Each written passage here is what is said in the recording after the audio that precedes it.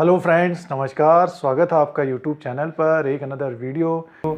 और Vodafone idea limited की बात करने की कोशिश करेंगे। आज लगभग 7.5% ऊपर की तरफ है, ₹4.25 के आसपास कारोबार कर रहा है। और इससे पहले भी बताने की कोशिश थी कि वोडाफोन आइडिया ऊपर की तरफ जाने की कोशिश कर सकता है, बट ये कि करेक्शन हो गया और ₹3.70 ₹3.65 के आसपास से अब ये ऊपर की तरफ जाने की कोशिश कर रहा है। और इसमें जो खबर है उसको बताने की कोशिश करते हैं। इन्होंने लाइसेंस फी को पे किया है और इससे पहले भी न्यूज़ आई थी, बट ये है कि कल इसको बढ़ना चाहिए था, ऊपर की तरफ जाने की कोशिश कर रहा था ये। और उसमें रिलायंस, जियो और फेसबुक की जो डील हुई तो उसके वजह से वोडाफोन आइडिया में प्रेशर रहा और रिलायंस ने काफ़ी अच्छा तेज़ी रही। आज वोडाफोन आइडिया हो सकता है कि आपको तेज़ होता हुआ दिखे।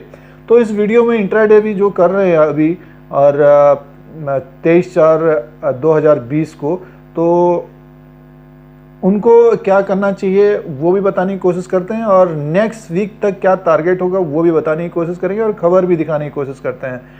देखिए, आज जो ये वीडियो बन रहा है वो आज 23 अप्रैल का वीडियो है, 23 अप्रैल 2020 का वीडियो है अभी। और इस वक्त लाइव ट्रेडिंग चल रही है। देखिए, ₹4.30 हो गया है, 8.5% ऊपर की तरफ है। जो एफएनओ में कामकाज करते हैं उनको एक तरह से आप मान के चलिए कि अगर आपको जो परसेंटेज है लगभग 5 से 10% मिलता है तो प्रॉफिट बुक करने की कोशिश में, क्योंकि काफ़ी बड़ी लॉट है इसमें। और ₹3, ₹4, ₹5 इस तरह का इसका गैप भी है। देखिए, ₹4 जैसे ही ऊपर की तरफ निकला तो अब ये ₹4.30 के आसपास है। तो इसमें देखिए, खबर ये है कि वोडाफोन आइडिया का जो पेमेंट था 1367 करोड़ का, तो वो फी पेमेंट किया है इन्होंने फीस का। तो उसके वजह से ये कल ऊपर की तरफ जाने की कोशिश कर रहा था, बट ये है कि वो रिलायंस की वजह से नहीं जा पाया। तो अब जो है इसका टेक्निकली अगर आप देखेंगे, क्योंकि एक तरह से ये पेनी स्टॉक है और जब भी ये बढ़ने की कोशिश करता है तो लगभग 40 से 70% बढ़ने की कोशिश करता है। और रेंज इसका जो है ₹3 से ₹6 के बीच है। और लगभग 5 से 6 बार ऐसा हो गया पिछले 3 से 4 महीने के बीच कि ये ₹3 के आसपास या ₹2.70 के आसपास से अब ₹5.70 और ₹6 के बीच तक जाने की कोशिश करता है। और एजीआर का जो अमाउंट है वो फिलहाल पीआईएल दाखिल किया है गवर्नमेंट ने कि 20 साल का इनको वक्त मिले पेमेंट करने के लिए। और ये पेमेंट भी करना चाह रहे हैं, इसीलिए देखिए फीस जमा करना और तमाम जो एजीआर का अमाउंट था इन्होंने जमा भी किया है।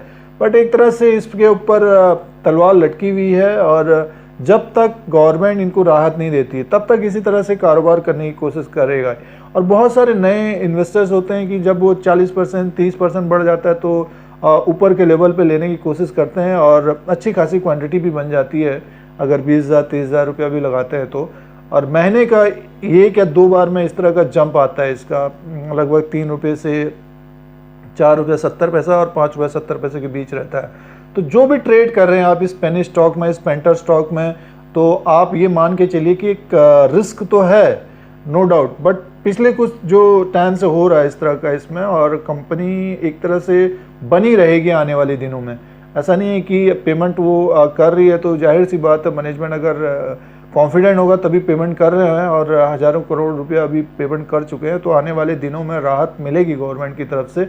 और ये जो बंदी है, स्टे होम सेफ होम का जो स्लोगन है और जो सोशल डिस्टेंसिंग हम लोग अपना रहे हैं, तो वो आने वाले लगभग आप मान के चलिए मई तक ये बंदी है। और हो सकता है कि इसके बाद भी बंदी बढ़े और सितंबर तक, मे भी 1 साल भर तक आपको देखने को मिलेगा कि इस तरह का सोशल डिस्टेंसिंग को अपनाने, साल भर हो सकता है कि सोशल डिस्टेंसिंग को अपनाना पड़े हम लोगों को, हो सकता है और सालों भर अपनाना पड़े जब तक कि इसका दवा या वैक्सीन नहीं निकल जाती है कोविड-19 का।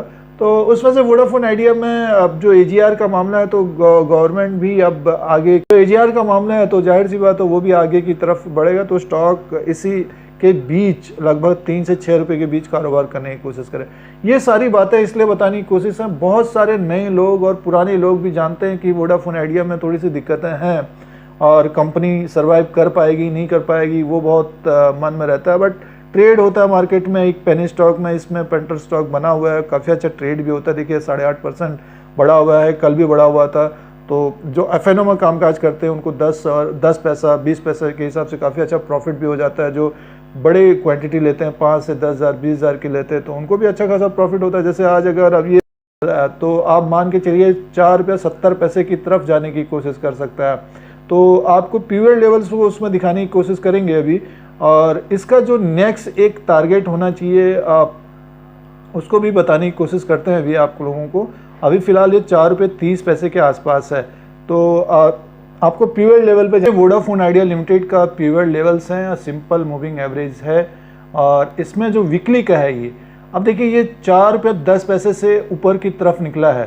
तो अब ऊपर का जो टारगेट होगा लगभग देखिए इसका ऊपर का टारगेट होगा 4 रुपये 70 पैसा। तो इसमें अगर आप अभी ट्रेड कर रहे हैं तो इसके आसपास 4 रुपये 60 पैसा 4 रुपये 70 पैसे के आसपास जाता है जो एफएनओ कामकाज कर रहे हैं, तो उनको प्रॉफिट बुक कर लेना चाहिए आज ही।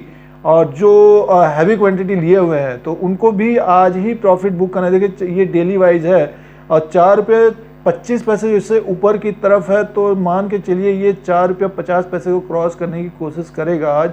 और जैसे कि देखिए ये सपोर्ट इसने लिया था 3 रुपये 70 पैसे से 3 रुपये 60 पैसे के बीच, तो डेफिनेटली अगर ये ऊपर की तरफ आज जाता है, ये इंट्राडे वालों के लिए बात करने की कोशिश करें, ये फिबोनाची का जो डेली वाइज है उसके हिसाब से 4 रुपये 3 पैसा 4 रुपये 15 पैसा या 4 रुपये 30 पैसे के ऊपर अगर ये कारोबार करेगा तो मान के चलिए 4 रुपये 50 पैसा और 4 रुपये 70 पैसा, तो उनको आज ही प्रॉफिट बुक कर लेना चाहिए जो आज ले रहे हैं और आज कामकाज कर रहे हैं। और वीकली के हिसाब से देखेंगे तो थोड़ा सा आप नेक्स्ट वीक तक के लिए रुकना चाहिए इसमें, और 4 रुपये 70 पैसा अगर ये क्रॉस करता है तो फिर 5 रुपये के जो 5 रुपये 10 पैसे का एक टारगेट रखने की कोशिश करिए।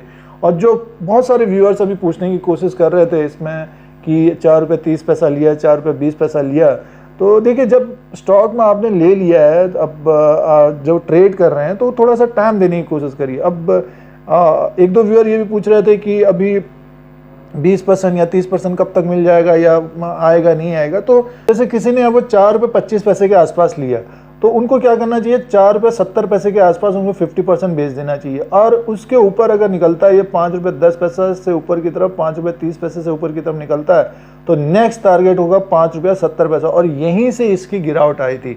आप देखिएगा कि ये जब जिस दिन ये यहाँ पे जाएगा 5 रुपये 70 पैसा जाएगा तो आपको यहाँ से फिर करेक्शन मिलेगा, और वो एक नीचे की तरफ का करेक्शन होगा लगभग 4 रुपया या 3 रुपये 50 पैसे तक आने की कोशिश कर सकता है आने वाले दिनों में।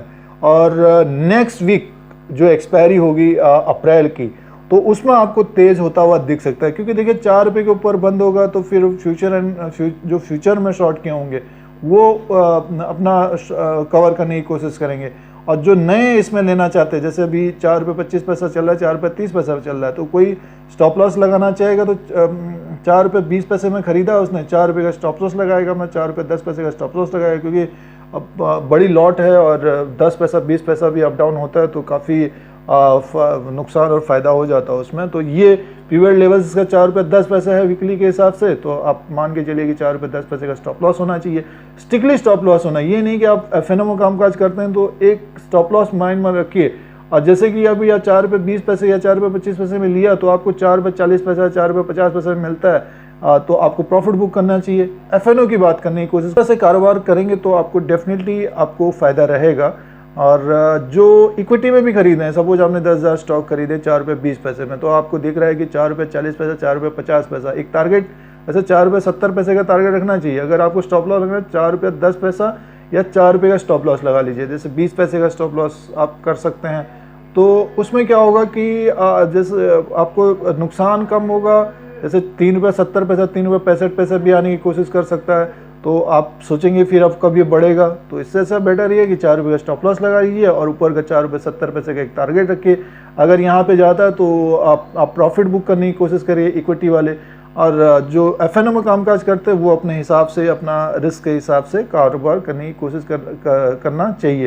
आंकड़े हैं वीकली के 4 रुपये 70 पैसे के बाद 70 पैसे के बाद 5 रुपये 10 पैसा, उसके बाद 5 रुपये 70 पैसा, यहाँ तक ये डेफिनेटली नेक्स्ट वीक तक जाना चाहिए वोडाफोन आइडिया। और बीच में कोई खबर आती है तो उसको भी अपडेट करने की कोशिश करेंगे। इस पंटर स्टॉक में, इस पेनी स्टॉक में जो भी ट्रेड कर रहे हैं तो अपने पॉकेट के अनुसार का अपने पॉकेट के अनुसार का पैसा लगाने की कोशिश करिए। और अभी एजीआर का मामला लगभग जून या सितंबर तक जाने की संभावना है, और गवर्नमेंट कोई डिसीजन ले लेती है तब ये स्टॉक फिर ऊपर की तरफ जाता हुआ दिख सकता है। देखिए 5 डे से 20 डे का मूविंग एवरेज इसका है 3 रुपया 60 पैसे से 4 रुपये 75 पैसा। देखिए इसी के आसपास से ये ऊपर की तरफ आया अभी, और अब 4 रुपया 70 पैसा डेफिनेटली आपको दिखाएगा ये, या आज ही दिखा देगा या कल दिखा देगा। तो हो सकता है कि नेक्स्ट वीक आपको 5 रुपये से ऊपर की तरफ जाता हुआ देगा। 50 DMA का है 6 रुपया 64 पैसा। तो बहुत तेजी आएगी, कोई अच्छी खबर आती है तो तब ऊपर की तरफ जाता हुआ दिख सकता है वीकली के हिसाब से।